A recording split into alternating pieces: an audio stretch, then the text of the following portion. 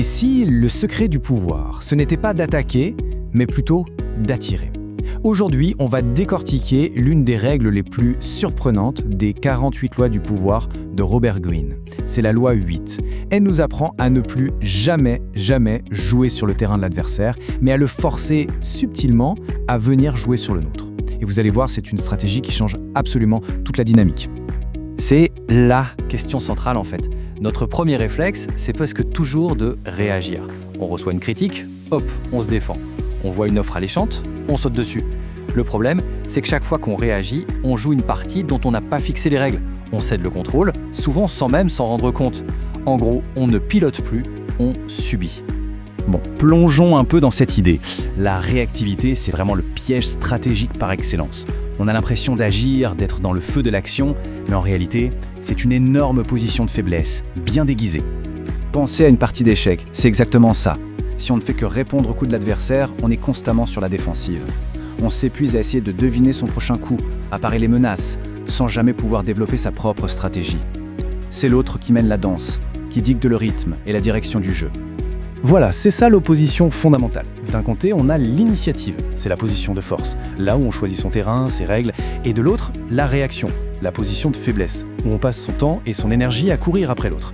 La vraie question, c'est donc comment on fait pour basculer de l'un à l'autre. Alors, passons maintenant au cœur du sujet. On va voir comment la loi 8 nous offre une solution qui est à la fois élégante et redoutable à ce problème. Elle propose de renverser complètement la perspective. Et voilà, le changement de perspective, il est là. Le vrai pouvoir, il n'est pas dans notre propre action, mais dans notre capacité à faire agir les autres. L'objectif, c'est quoi? C'est de les attirer hors de leur zone de confort, de les forcer à abandonner leur plan pour qu'ils se mettent à réagir aux nôtres. D'accord, mais comment on les force à agir? Surtout pas par la force brute, non, mais par la séduction stratégique. Et c'est là qu'intervient le concept clé de cette loi, l'appât. La promesse de gain fabuleux, c'est l'outil qui va faire venir l'autre à soi, et de son plein gré en plus. Allez, décortiquons un peu cette idée. Maîtriser l'art de l'appât, attention, ce n'est pas simplement tendre un piège grossier. C'est une manœuvre psychologique très fine, qui transforme une agression en une forme d'attraction. En fait, l'appât, c'est une promesse qui semble beaucoup trop belle pour être refusée par la cible. Ça peut être de l'argent, de la reconnaissance, du plaisir, peu importe. Mais l'essentiel, c'est que cette offre, aussi alléchante soit-elle pour l'autre, eh bien, elle s'inscrit parfaitement dans notre propre stratégie. La cible pense faire une bonne affaire, alors qu'en réalité, elle ne fait qu'avancer nos pions. Mais alors, qu'est-ce qui fait qu'un appât est vraiment efficace? Qu'est-ce qui garantit que la cible va mordre à l'hameçon à tous les coups? Le secret, d'après Greene, c'est de miser sur une seule chose, l'intérêt personnel de l'autre. On oublie la pitié, la loyauté, la gratitude. L'appât le plus puissant, c'est celui qui parle directement aux désirs, aux ambitions ou même aux peurs de la cible. Plus le gain qu'elle perçoit est grand, plus sa réaction sera rapide, prévisible et donc à notre avantage.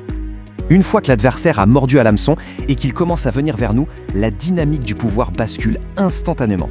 On n'est plus celui qui réagit, on devient celui qui contrôle tout l'environnement. Et voilà ce qui se passe pour l'autre. En venant sur notre terrain, il est en territoire inconnu, il perd tous ses repères. Il abandonne sa propre stratégie pour se jeter sur la nôtre. Son désir pour l'appât le rend complètement prévisible. Et surtout, il s'épuise à faire le déplacement, que ce soit en temps, en ressources ou en énergie mentale. Le résultat final, il est sans appel. C'est une prise de contrôle totale. En attirant l'autre à soi, on arrive à maîtriser les 3 variables clés. Le lieu de la confrontation, le moment où elle se produit et bien sûr, les règles du jeu. C'est la définition même de la maîtrise stratégique. Bon, synthétisons un peu tout ça. Avoir les cartes en main, comme le dit Greene, ça veut dire bien plus que d'avoir de bons atouts. Ça veut dire être celui qui distribue les cartes, le croupier de la partie.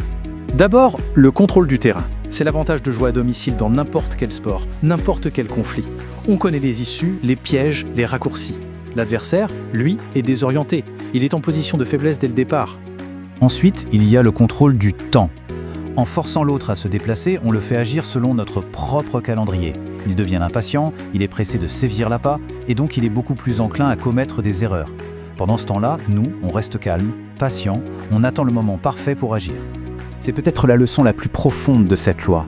Le véritable pouvoir, ce n'est pas dans la poursuite agressive qui nous épuise. Non, il est dans l'art subtil de l'attraction. Le chasseur dépense toute son énergie pour une seule proie. Celui qui sait attirer, lui fait venir les proies à lui. Il conserve sa force et il multiplie ses options. La question finale n'est donc pas comment attaquer, mais plutôt comment attirer. Quel appât, quelle invitation si irrésistible va-t-on lancer que les autres n'auront absolument pas d'autre choix que de venir jouer, mais selon nos règles. Parce que le vrai maître du jeu, ce n'est pas celui qui a les meilleures cartes, c'est celui qui les distribue.